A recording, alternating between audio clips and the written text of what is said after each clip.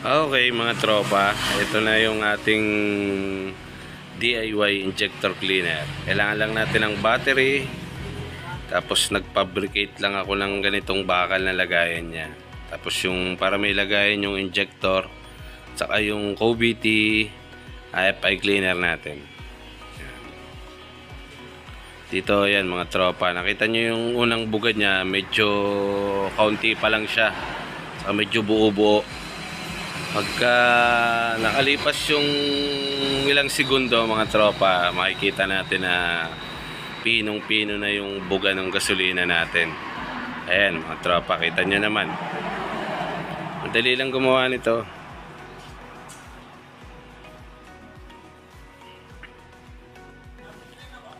Yan mga tropa, pino na siya. Napakaganda lang ilagay ito sa mga motor natin.